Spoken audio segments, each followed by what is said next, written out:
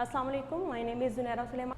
In the previous lecture, we have discussed about the environment, what is environment, and also the importance of environmental sciences and environment education. Now, in this lecture, we will discuss what are the sustainable developments. Sustainable development क्या है? Basically, sustainable developments का मतलब है कि हम अपने जो resources हैं, जो मुख्तलिफ, हम उनका किस तरह से इस्तेमाल करें, किस वे में उनका इस्तेमाल करें कि एक तो हम उनका प्रेजेंट में उनका यूज़ कर सकें, साथ साथ हम उनको किस तरह से प्रिजर्व करें कि फ्यूचर में हमारे आने वाली जनरेशन जो हैं उन रिसोर्सेज को यूज़ कर सकें। इट्स मीन हम ये कह सकते हैं कि सस्टेनेबल डेवलपमेंट का मतलब क्या है कि अपने जो मौजूदा रिसोर्सेज हैं उनको एक तो हमने ऐसे वे में यूज़ करना है कि हमारा जो इन्वायरमेंट है वो ज़्यादा इफेक्ट ना हो। सेकंड ये कि जो रिसोर्सेज हम यूज़ कर रहे हैं हम उनको इस तरह से मैनेज करें या इस वे में यूज़ करें कि वो जो है वो इसके एक तो हमारे यूज़ हमारी ज़रूरियात को भी पूरा करें, इसके साथ साथ हमारे आने वाली जनरेशन के लिए भी जो है वो महफूज रहें। बेसिकली अगर हम सिंपल डेफिनेशन देखें कि सस्टेनेबल डेवलपमेंट होता क्या है, सस्टेनेबिलिटी का मतलब क्या है। Sustainability means to maintain the environment and ecological system in a healthy and functional state. Healthy और फंक्शनल स्टेट के अंदर अपने इन्वायरमेंट को मेंटेन रखना जो है वो सस्टेनेबिलिटी कहलाता है। अब दो चीज़ें हैं यहाँ पे कि हेल्दी और फंक्शनल स्टेट में हम अपने इकोलॉजिकल और इन्वायरमेंट को जो है वो कैसे हेल्दी और फंक्शनल स्टेट में रख सकते हैं। उसके लिए ज़रूरी है कि जो भी हम रिसोर्सेज यूज़ कर रहे हैं उनका यूज़ जो है वो हम एक प्रॉपर वे में करें। लाइक अगर हम लोग जैसे फ्यूल का इस्तेमाल कर रहे हैं, फ्यूल बर्निंग की वजह से क्या होती है, एयर पोल्यूशन होती है, और एयर पोल्यूशन अगर होगी तो ऑब्वियसली हमारा जो पूरे का पूरा इन्वायरमेंट है वो इफेक्ट होगा, हमारी जो इकोलॉजी है वो पूरी की पूरी इफेक्ट होती है। लैंड पोल्यूशन की वजह से, वाटर पोल्यूशन की वजह से, अगर हम अपना जो भी गार्बेजेस हैं या डंपिंग है ओपन एरियाज़ में करते हैं तो उससे लैंड पोल्यूशन होती है। अगर हमारा कोई भी इंडस्ट्रियल इफ्लुएंस है या कोई भी वेस्ट मटीरियल है जिनको हम वाटर बॉडीज़ के अंदर ऐड करते हैं तो ऑब्वियसली वो क्या है, हमारे वाटर बॉडीज़ को जो है वो इफेक्ट करता है, और उसके इफेक्ट्स जो है प्रेजेंट में भी और इन फ्यूचर में भी जो है वो हमें फेस करना पड़ते हैं। तो सस्टेनेबिलिटी डेवलपमेंट का मतलब ये है कि हम अपने इन्वायरमेंट के अंदर जो मुख्तलिफ रिसोर्सेज का यूज़ कर रहे हैं, एक तो वो यूज़ जो है वो प्रॉपर वे में, मैनेज वे में करें। सेकेंड, हम ट्राई करें कि अपने जितने भी रिसोर्सेज हैं हम उनको जो है वो किस तरह से प्रिजर्व कर सकते हैं ताकि वो आने वाली जनरेशन के लिए भी जो है वो रिसोर्सेज अवेलेबल हों। इसके लिए जो है वो सस्टेनेबल डेवलपमेंट के मुख्तलिफ इंपॉर्टेंट कंपोनेंट्स हैं जिनके ऊपर जो है वो काम करना ज़रूरी है। कौन कौन से इंपॉर्टेंट कंपोनेंट्स हैं और किस तरह से जो है वो इंपॉर्टेंट रोल प्ले करते हैं हम वो देखेंगे। सस्टेनेबल डेवलपमेंट का जो सबसे ज़्यादा इंपॉर्टेंट रोल है वो है control of pollution. Control of pollution का मतलब क्या कि हमें जो है वो पोल्यूशन को कंट्रोल करना है ताकि क्या हो कि जो भी हमारा इन्वायरमेंट है उसका जो भी एटमॉस्फेयर है वो क्लियर रह सके। जो भी वाटर बॉडीज़ हैं, चाहे वो कैनाल्स हैं, चाहे वो सीज़ हैं, चाहे वो ओशंस हैं, वो जो है वो सेफ़ और क्लीन एंड क्लियर रह सके। लैंड पोल्यूशन के लिए हमें जो भी हमारा वेस्ट मटेरियल्स हैं उनकी अगर हम प्रॉपर डंपिंग करें तो उससे भी हम क्या कर सकते हैं, अपनी पोल्यूशन को जो है वो कंट्रोल कर सकते हैं। अगर हम पोल्यूशन कंट्रोल करेंगे तो हमारा इन्वायरमेंट जो है वो नीट एंड क्लियर रहेगा, और जिससे ना सिर्फ हमें इन प्रेजेंट फ़ायदा होगा बल्कि आने वाली जनरेशन के लिए भी जो है वो फ़ायदेमंद होगा। सेकेंड जो इंपॉर्टेंट चीज़ है वो ये है environmental education and awareness. Sustainable development के लिए ज़रूरी है कि क्या करें, इन्वायरमेंटल एजुकेशन और अवेयरनेस देना ज़रूरी है।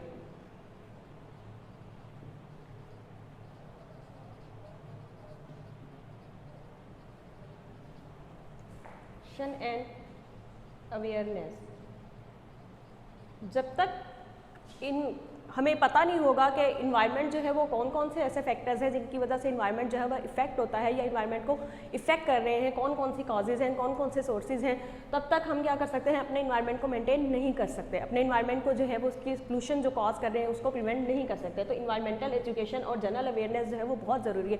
अवेयरनेस इन सिंपलेस्ट वे हम ये कह सकते हैं कि हमें पता हो कि कौन कौन से ऐसे रिसोर्सेज हैं या कौन कौन सी ऐसी वजूहत हैं जो कि हमारे इन्वायरमेंट को जो है वो डिग्रेड करते हैं या फिर जो है वो उसको पोल्यूट करती हैं। नेक्स्ट जो है इंपॉर्टेंट कंपोनेंट जो है वो reduction of excessive use of resources.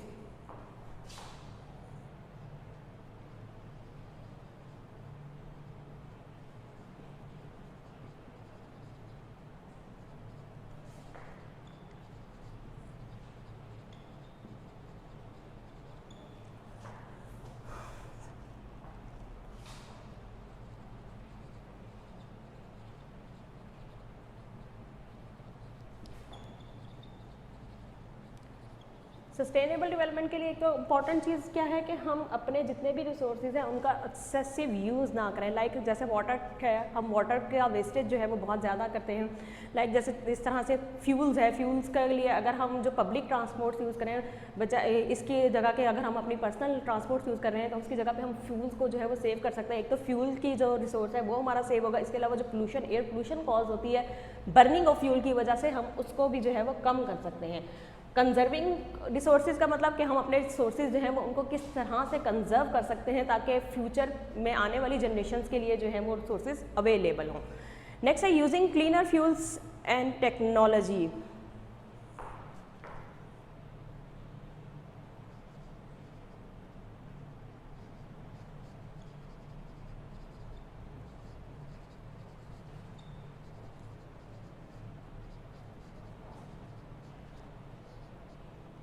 क्योंकि जैसे कि फ्यूल्स का कहा, बर्निंग को फ्यूल की वजह से large number of different gases जो हैं वो इवॉल्व होती हैं जो कि हमारे इन्वायरमेंट में जाती हैं और पोल्यूशन कॉज करती हैं। इसके अलावा टेक्नोलॉजीज़ जिस तरह से जैसे जैसे डेवलपमेंट हो रही है, मुख्तलिफ टेक्नोलॉजीज़ जो हैं वो काम कर रही हैं अगर, और उन टेक्नोलॉजीज़ की वजह से क्या है पोल्यूशन कॉज करती हैं। अगर हम इस तरह के फ्यूल्स यूज़ करें या इस तरह की टेक्नोलॉजीज़ डेवलप करें कि जिनकी वजह से पोल्यूशन कम से कम हो, तो वो हम क्या कर सकते हैं, अपने जो भी अपना इन्वायरमेंट है उसकी सस्टेनेबिलिटी को जो है वो मेंटेन रख सकते हैं, सस्टेनेबिलिटी को जो है वो प्रॉपर वे में मेंटेन रख सकते हैं। नेक्स्ट है recycling and reuse of material. Recycling and reuse of waste material. जो भी हमारा वेस्ट मटेरियल है अगर वो रिसाइकिल हो सकता है या फिर रीयूज़ हो सकता है तो सबसे ज़्यादा इंपॉर्टेंट रोल प्ले करेगा हमारे इन्वायरमेंट को सेव करने में। क्योंकि अगर हमारा वेस्ट मटेरियल जितना ज़्यादा जनरेट होता है तो ऑब्वियसली वो लैंड पोल्यूशन कॉज करता है, वाटर पोल्यूशन कॉज कर सकता है, और अगर हम उसकी बर्निंग करते हैं ओपन एरियाज़ में करते हैं तो वो एयर पोल्यूशन कॉज करेगा। अगर ऐसा वेस्ट मटेरियल है जो कि रिसाइकिल हो सकता है, रीयूज़ हो सकता है, तो उसको रिसाइकिल रीयूज़ करें ताकि जो है वो हम अपने इन्वायरमेंट को उसके प्रॉपर जो है वो मेनटेन रख सकें। Development of good transportation facilities.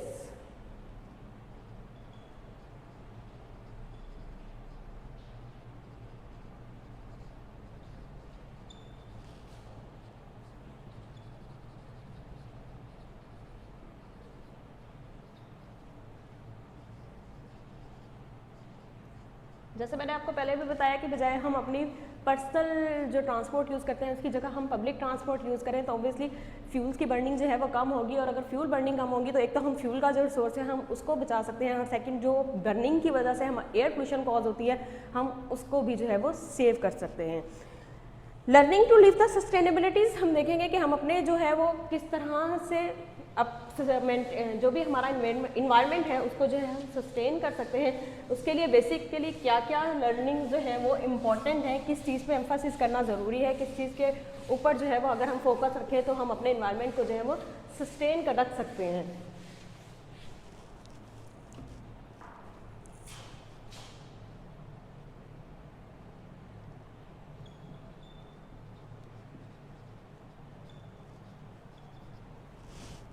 Learnings to live.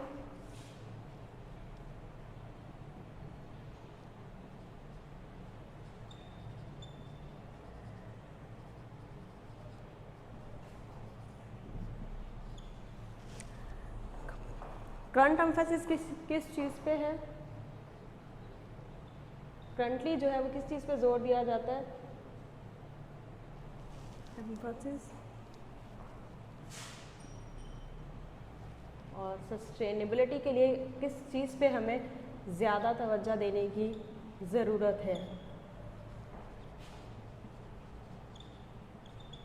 आजकल तो हमारा ज़्यादातर होता है, ट्राई होती है, कोशिश होती है कि हम क्या करें, पोल्यूशन को क्लीन अप करें।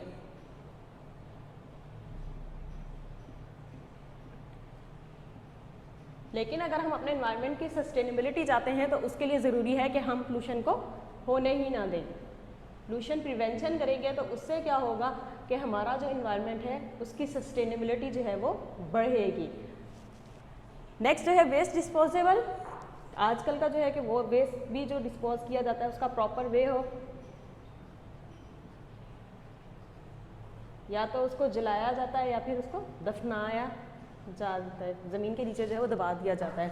तो बेटर है क्या करें कि वेस्ट डिस्पोजेबल को अगर हम जनरेट ही ना होने दें या फिर हम उसको कम से कम अमाउंट में जनरेट हो, तो उससे क्या हो सकता है, हम अपने इन्वायरमेंट को जो है वो सस्टेन कर सकते हैं। वेस्ट प्रिवेंशन मतलब हम कम से कम जो है वो वेस्ट जनरेट करें। आजकल का जो ज़्यादातर फोकस यही है कि वेस्ट को प्रॉपर वे में डिस्पोज किया जाए, लेकिन अगर हम इसका रीसोल्यूशन ढूंढ लें कि हम वेस्ट कम जनरेट करेंगे तो ऑब्वियसली क्या होगा, उससे हमारा जो इन्वायरमेंट है वो सस्टेनेबल रहेगा। नेक्स्ट है प्रोटेक्टिंग स्पीशीज़। हमारा जो मेन फोकस है कि हमने स्पीशीज़ को जो कि इंडेंजर्ड हैं या फिर एक्सटिंक्ट हो रही हैं, आहिस्ता आहिस्ता ख़त्म हो रही हैं, उनको जो है वो किस तरह से बचाना है। लेकिन हम अगर सस्टेनेबिलिटी, अपने इन्वायरमेंट की सस्टेनेबिलिटी रखना चाहते हैं तो उसके लिए ज़रूरी क्या है कि हम अपना जो हैबिटेट है डिफरेंट स्पीशीज़ का, उस हैबिटेट को अगर हम प्रोटेक्ट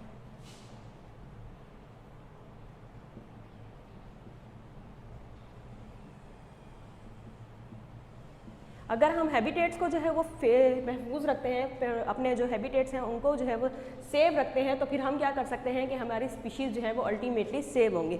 सबसे ज़्यादा जो है स्पीशीज़ इंडेंजर्ड क्यों है या आहिस्ता आहिस्ता नापैद या ख़त्म क्यों होती जा रही हैं, उसकी रीज़न हैं, जिसकी वजह से एक सबसे ज़्यादा मेन रीज़न है कि उनके हैबिटेट्स जो है वो ख़त्म हो रहे हैं। हैबिटेट्स की जो ख़त्म होने की सबसे बड़ी वजह है, एक तो मेन पोल्यूशन तो कॉज है मेन वजह है। इसके साथ साथ जो हम डिफॉरेस्टेशन कर रहे हैं, हम जंगलात को ख़त्म करते जा रहे हैं।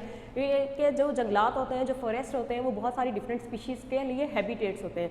तो जब हम जंगलात को ख़त्म करते हैं, डिफॉरेस्टेशन कॉज करते हैं, तो उसकी वजह से क्या होती है कि बहुत सारी स्पीशीज़ जो है वो ख़त्म होती हैं। तो अगर हमने स्पीशीज़ को महफूज रखना है तो हमारा जो मेन फोकस है वो स्पीशीज़ को प्रोटेक्ट करने की बजाय अगर हम हैबिटेट्स को प्रोटेक्ट करने पे फोकस रखेंगे तो उससे क्या होगा कि एक तो हमारा इन्वायरमेंट जो है वो भी सेव रहेगा, सस्टेन रहेगा, मेंटेन रहेगा। इसके अलावा क्या है कि जो हमारी जो डिफरेंट टाइप्स ऑफ स्पीशीज़ है जो कि उन जंगलात में रहती हैं, जिनका जो हैबिटेट है वो फॉरेस्ट है, तो वो भी जो है वो सेफ होंगी। इन्वायरमेंटल डिग्रेडेशन,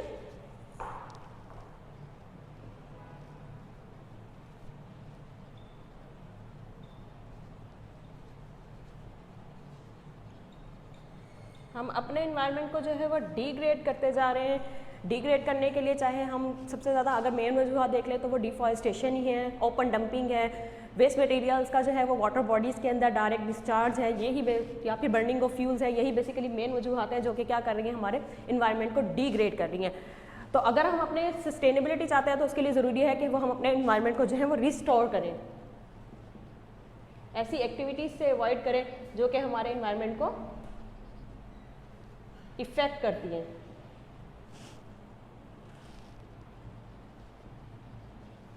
नेक्स्ट जो है इंक्रीजिंग रिसोर्सेज। हम रिसोर्सेज का इस्तेमाल जो है बहुत ज़्यादा करते हैं, चाहे हम वाटर की फॉर्म में देख लें, चाहे हम फ्यूल्स की फॉर्म में देख लें, या फिर कोई भी रिसोर्स की बात करें, जंगलात का जैसे लकड़ियों का डिफॉरेस्टेशन कर रहे हैं तो रिसोर्सेज का इस्तेमाल बेजा जो है वो इस्तेमाल किया जा रहा है। अगर हम रिसोर्सेज का इस तरह से इस्तेमाल करते रहे तो इन फ्यूचर में जो है वो हमें ये जो रिसोर्सेज हमारे पास अवेलेबल हैं इनकी भी जो है वो शॉर्टेज होगी।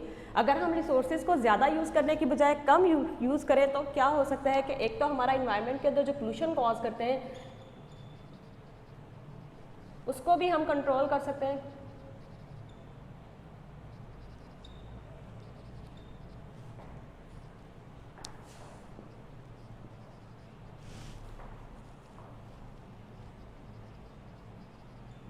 अगर हम जो है वो रिसोर्सेज का कम इस्तेमाल करेंगे तो एक तो ये है कि जो पोल्यूशन कॉज करते हैं, जो कि हमारे इन्वायरमेंट को डिग्रेडेशन कॉज करते हैं, एक तो उस चीज़ को कंट्रोल कर सकते हैं। सेकंड ये होता है कि अगर हम रिसोर्सेज का कम इस्तेमाल करेंगे तो ऑब्वियसली आने वाली जनरेशन्स के लिए हम उन रिसोर्सेज को जो है वो सेव कर सकते हैं। नेक्स्ट है पॉपुलेशन ग्रोथ। पॉपुलेशन ग्रोथ जो है वो एक और बड़ी वजह है जो कि डेवलपमेंट को इफ़ेक्ट करती है। जितनी ज़्यादा पॉपुलेशन होगी उतना ही ज़्यादा जो है वो फूड की ज़रूरत होगी, उतनी ही ज़्यादा जो है वो लैंड एरिया रिक्वायर्ड होंगे। तो इसी वजह से हम कहते हैं कि पॉपुलेशन ग्रोथ जो है वो एक ग्लोबल इशू है जो कि बहुत सारे इन्वायरमेंटल इश्यूज जो है वो कॉज करता है। तो अगर हमारी पॉपुलेशन की ग्रोथ को हम स्टेबलाइज कर लें तो उससे क्या हो सकता है कि हम अपने इन्वायरमेंट को मेनटेन रख सकते हैं, अपने जो रिसोर्सेज हैं उनको मेनटेन रख सकते हैं, सस्टेनेबिलिटी डेवलपमेंट के अंदर जो है वो अपना रोल प्ले कर सकते हैं। तो इसीलिए इम्पॉर्टेंट है कि पॉपुलेशन की जो है वो स्टेबलाइज होना ज़रूरी है।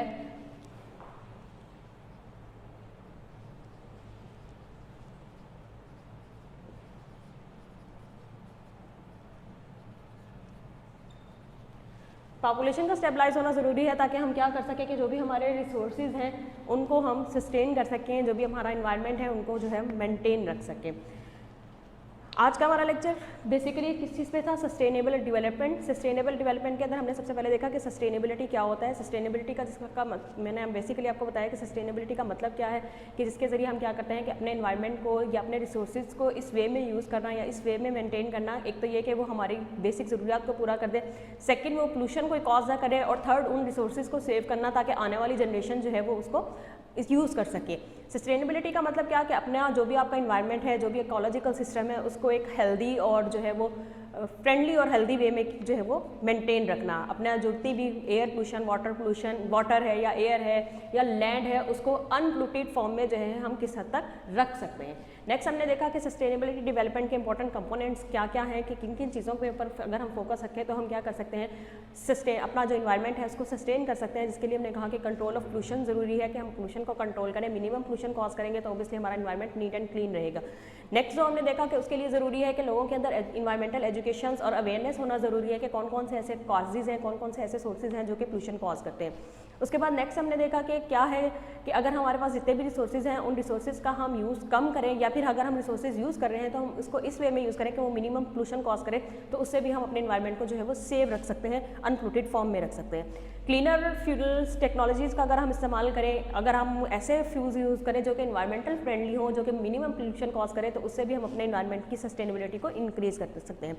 रिड्यूस, रीयूज़ और रिसाइकल आपने सुना होगा कि क्योंकि बहुत सारा मेन वजह जो पोल्यूशन की आती है, लैंड पोल्यूशन की आती है, वो वेस्ट मटेरियल की जनरेशन, वेस्ट मटेरियल जो जनरेट होता है उसकी वजह से होती है। तो अगर हम रिड्यूस, रीयूज़ और रिसाइकल करना स्टार्ट कर दें तो इससे एक तो ये होगा कि इन्वायरमेंटल पोल्यूशन कम होगी, सेकंड ये होगा कि हमारे रिसोर्सेज जो हैं वो बहुत सारे सेव हो जाएंगे। इसके अलावा जो लास्ट एंड द इम्पॉर्टेंट है वो ये है कि गुड ट्रांसपोर्टेशन फैसिलिटीज़ अगर हम जनरेट करें, मतलब पब्लिक ट्रांसपोर्ट अगर हम यूज़ करें तो उससे जितनी कम प्राइवेट ट्रांसपोर्ट यूज़ होंगी, तो एक तो ये होगा कि हमारा फ्यूल सेव हो जाएगा, सेकंड ये कि फ्यूल्स की बर्निंग की वजह से जो पोल्यूशन कॉज हो रही है हम उस पोल्यूशन को भी जो है वो कंट्रोल कर सकेंगे। नेक्स्ट इन द एंड हमने देखा कि ज़्यादा लंबा जीने के लिए और हेल्दी जीने रहने के लिए या अपने इन्वायरमेंट की सस्टेनेबिलिटी को मेंटेन करने के लिए हमारे पास किस चीज़ पे फोकस करना ज़रूरी है। जो हमारा करंट जो फोकस हमारा है वो इस वक्त किस चीज़ पे है, पोल्यूशन क्लीनअप पे।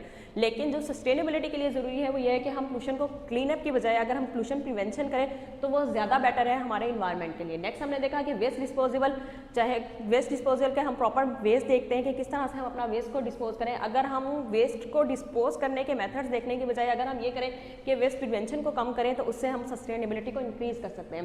प्रोटेक्टिंग स्पीशीज, मतलब अगर हम स्पीशीज जो बहुत सारी इंडेंजर्ड है या ऐसा खत्म हो रही है, अगर हम उनको प्रोटेक्ट करने के बजाय हम उनके हैबिटेट्स को सेव करें तो इससे एक तो हम अपने एनवायरनमेंट की सस्टेनेबिलिटी को बढ़ा सकते हैं, सस्टेनेबिलिटी डेवलपमेंट इंक्रीज कर सकते हैं। सेकंड हम ये कर सकते हैं कि बहुत सारी जो स्पीशीज जो कि ऐसा खत्म हो रही हैं या फिर इंडेंजर्ड है हम उनको जो है वो सेव कर सकते हैं। इन्वायरमेंटल डिग्रेडेशन, मतलब हम अपने इन्वायरमेंट को डिग्रेड कर रहे हैं। डिग्रेड करने की क्या वजह है कि बहुत सारी ऐसी एक्टिविटीज़ हैं, ह्यूमन एक्टिविटीज़ हैं जो कि क्या करती हैं, इन्वायरमेंट की डिग्रेडेशन कॉज करती हैं। और अगर हम इन्वायरमेंटल डिग्रेडेशन की जगह इन्वायरमेंटल रिस्टोरेशन पे काम करना स्टार्ट कर दें, मतलब हम ज़्यादा से ज़्यादा जंगलात लगाएं, डिफॉरेस्टेशन को कम कर दें, मुख्तलिफ जो स्पीशीज़ हैं उनके हैबिटेट्स को मेंटेन रखें, वाटर बॉडीज़ को साफ रखें, इन्वायरमेंटल फ्रेंडली जो है वो फ्यूल्स यूज़ करें। इंडस्ट्रीज़ के अंदर जो भी हमारी मुख्तलिफ इंडस्ट्रीज़ या टेक्नोलॉजीज़ काम कर रही हैं, अगर हम उनके अंदर जो है वो प्रॉपर एक ऐसे मटेरियल्स यूज़ करें या ऐसे कंपोनेंट्स यूज़ करें जो कम पोल्यूशन कॉज करते हैं, तो उससे हम अपने इन्वायरमेंट को रिस्टोर कर सकते हैं।